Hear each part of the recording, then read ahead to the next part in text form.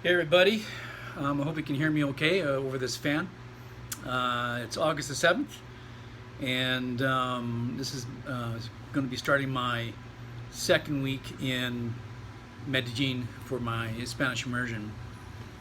So this video is going to be a little bit longer. I want you to bear with me here. I see some of you may be a little bit interested in the title I put on this.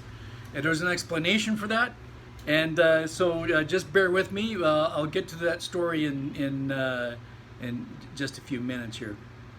But first, I want to update you on a few things. One is, as some of you may know, I'm living in a hostel in Medellin called Blink, and it also provides Spanish immersion classes as well. So I'm doing 4 hours a day of Spanish immersion classes in a group setting, and then 1 hour a day in private lessons as well. I do that Monday to Friday, so 5 days a week. So my the package I got included my my apartment or my residence where I'm staying. It also includes 2 meals a day, Monday to Friday. You're on your own for the weekends and after hours for supper. So I got all that for plus about 400 Canadian a week.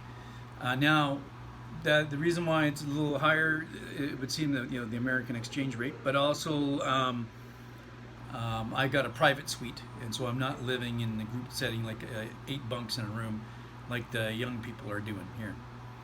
So what's it like to live in a hostel? Now, this is definitely coming from the context of Old Fart. So,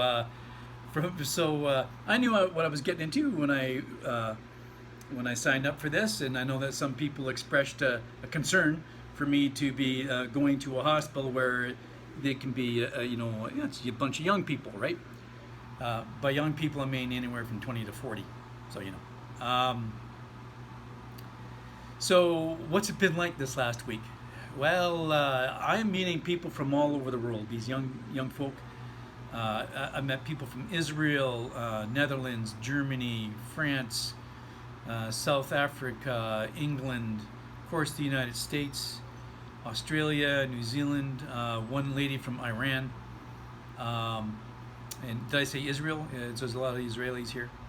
And in fact, if you check my video out on Facebook, I posted a video of me learning how to salsa dance, and the lady that taught me there was is Israeli. So Israeli learning salsa, interesting. Well, I guess that's the same as a Canadian learning salsa, I guess. So a little loud. That's okay. I expected that, but quite honestly, I got more noise coming from the street than from the people that shared the kitchen, because I have a private room, but we share the kitchen. And no real partying. Like, everyone's really just studying their butts off, and a lot harder than I am, to tell you the truth. They're really engaged in learning Spanish. These kids. But I'll tell you, Friday they let loose, and it was kind of fun. But I don't know if I could handle staying up that late. I'm really glad I have a private room.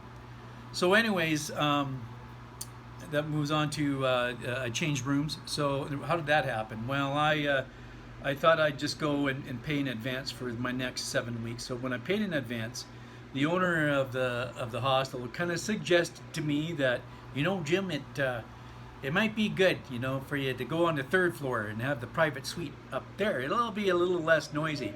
Well, he said that to me on the Thursday, and I thought, well, okay, and so it's a bigger room and same price kind of thing. But I am now thankful for that because of the Friday and the Saturday.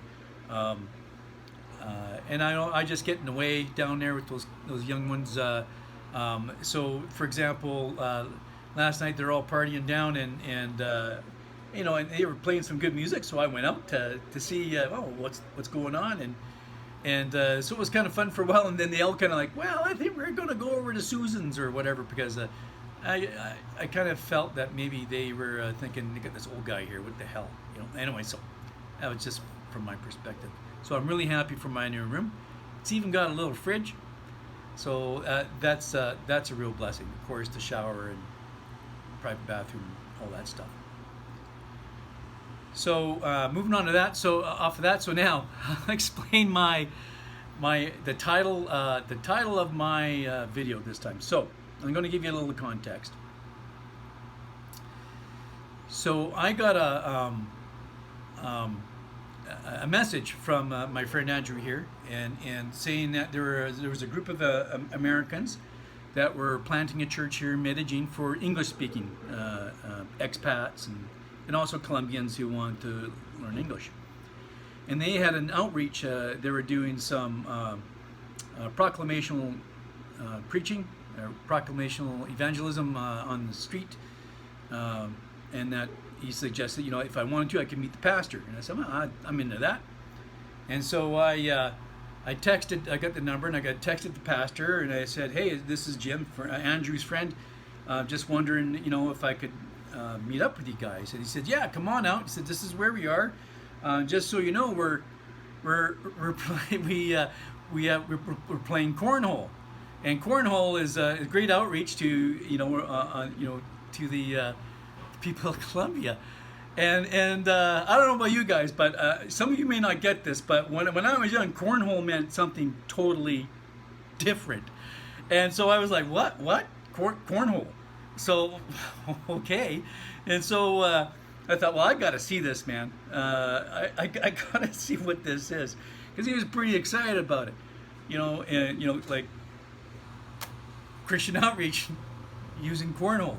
So anyway, so when I got there, and what it was it was beanbag toss.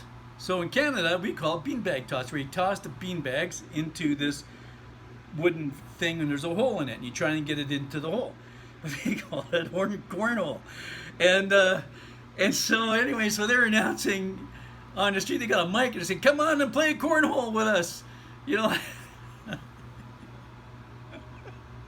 We play cornhole in Spanish. We do cornhole in Spanish and English. Come on over, And so I couldn't get my head off of that. I mean, I'm sitting there watching this, and I know what they're saying, and I know what they mean, but I couldn't stop laughing.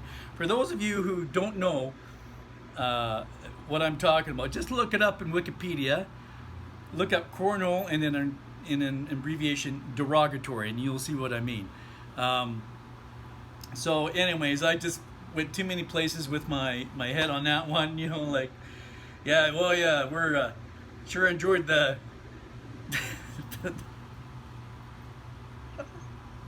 sorry. The Christian cornhole group. I don't know, like. So anyways, all right, so is there a lesson in this? Yes, there is. It's funny to me, and I'm not making fun of the Americans. Please bear with me here. But what it shows us is that, there are differences in cultures. And even though you may speak the same language in many ways, there are just differences, and you have to, as a person coming in. If I go to the United States and they invite me to a cornhole party, I'm going to say, okay, it's beanbag toss. I better hope it is. But anyways, and so you accept it and you go with it, and that's what you call it when you're there. It's the same here in Colombia. I'm immersing in a new culture here, and they're going to say things that, or they're going to do things that seem strange to me, but I'm the one that's the guest here, and I'm going to submit to what they're doing here, even if I think it's strange from my perspective as a Canadian and how I grew up. So this was a really good an example of cultural differences, even within two countries that are fairly close in culture. Anyways, I thought it was funny. I hope you do too. If not, and I hope you're not offended. Please don't get offended over this. Anyway, so I still appreciate your prayers. The Spanish immersion classes are quite. It's kind of like I joined the Marines. We're the SEAL Team 6 of Spanish lessons.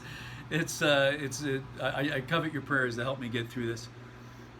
Anyway, so that's it for this video. I'm going to try and do one every week. And God bless you. And any comments below, I appreciate it too. Thanks a lot. Bye bye.